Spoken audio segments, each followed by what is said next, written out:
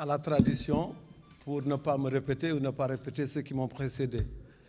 Je voulais prendre la parole, je peux dire aujourd'hui, au nom de la diaspora mauritanienne, qui n'a pas été représentée ici, mais qui a aussi son mot à dire dans le développement. Bon, avant tout, je ne vais pas donner de leçons, mais je suis désolé de voir quand même une très grande rencontre où les gens étaient censés pouvoir s'écouter, pouvoir enregistrer, pouvoir quand même se respecter, que quand on voit la salle là, franchement, ce n'est pas encourageant pour le devenir d'un pays et surtout pour les parlementaires que nous sommes, que vous êtes du moins, et qui doivent au moins se transmettre. Ça, c'est vraiment désolant, je suis obligé de le dire. Si c'est comme ça, je ne sais pas comment demain on va construire ce pays-là, si nous-mêmes qui sommes là, nous ne sommes pas encore disciplinés et nous ne nous respectons pas par nos téléphones, par nos interventions. Bon, ceci étant dit, moi je suis mauritanien, je suis de Djowol, je vis en France, j'ai enseigné ici, j'ai des promotionnaires qui sont là, qui sont aujourd'hui honorables députés que je respecte, que je salue en la personne d'Ablaye Moussa, de Basile Ali et des collègues comme Tamboura, etc., que je connais aussi comme mon petit frère, que je salue. C'est les sornas dont j'ai servi le Guide Maha pendant plusieurs années avant d'être déporté. Le problème d'état civil, moi, c'est ce qui m'importe et ce qui est très important. Aujourd'hui, comment on veut que la Mauritanie se développe si la plus grande partie de ces pays qui sont à l'étranger ne peuvent plus être enrôlés et exercent à l'extérieur. Moi qui vous parle, j'étais enseignant, je suis professeur, aujourd'hui j'enseigne, je suis professeur linguistique, mais qu'est-ce que je veux? Je veux venir ici, travailler pour mon pays, mais qu'est-ce qui m'empêche de venir?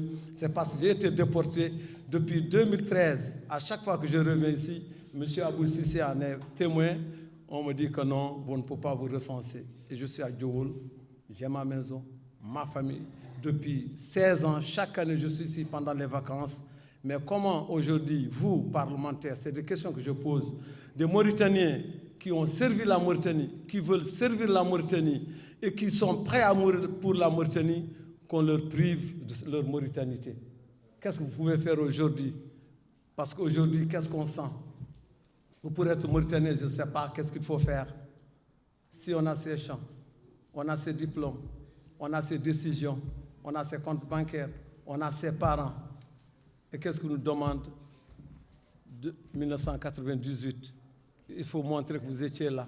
Moi, en 88, j'ai été déporté. Comment je peux aujourd'hui montrer des papiers? Lorsqu'on me déportait de Tijikja, qu'est-ce qu'on nous a fait?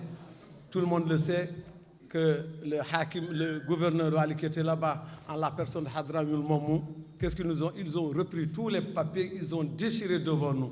Et vous voulez aujourd'hui qu'on montre que nous sommes Mauritaniens? Non.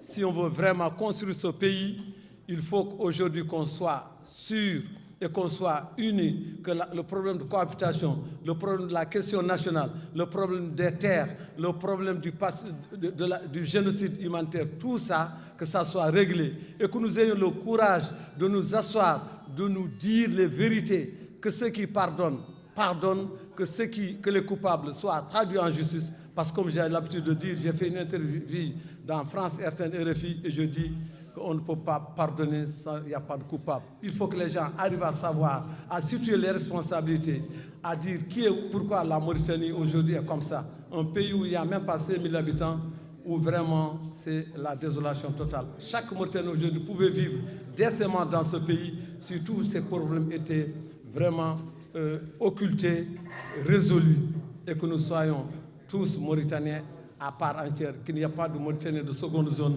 Pourquoi? Parce que celui est de la vallée, celui-ci est de telle région, celui de telle région.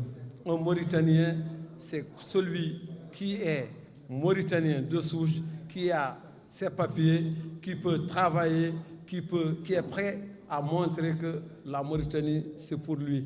Moi, je ne peux pas aujourd'hui concevoir que moi, j'ai des collègues que je dis ici, avec qui j'ai fait l'école normale, avec qui j'ai enseigné, que ce soit à Dioguntoro, à Diagili, à Darfour, à Selibabi et à Baïdjam, à Tijikja. Aujourd'hui, que je vois ceux-ci assis, qui sont Mauritaniens, moi, comme refuse ma mauritanité.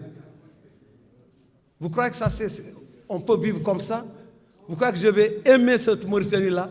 Vous croyez que demain, si mes enfants qui sont nés en France veulent revenir pour travailler cette Mauritanie? Non. S'ils m'entendent parler comme ça, ils vont dire que non, ce pays, ce n'est pas un pays digne. Le pays où les gens rappellent leurs compatriotes pour venir travailler, non, c'est ce pays aujourd'hui qui chasse les enfants, qui les empêche de revenir en Mauritanie. Moi, c'est ce que je veux, que ce problème d'état civil, que ce problème de génocide, que ce problème de terre qui est là, on est assis sur une poudrière, les gens ont parlé. Ces agro-business arabes qui viennent dans la vallée, vous avez vu ce qui se passe à Dar el-Barka. On ne veut pas cette Mauritanie-là. On veut une Mauritanie où moi je peux manger le ngomou de mon voisin, le mafé de mon voisin, le maréili de mon voisin, et qu'il mange mon bouna, mon souré, mon bouta. C'est cette Mauritanie que nous voulons. Je vous remercie.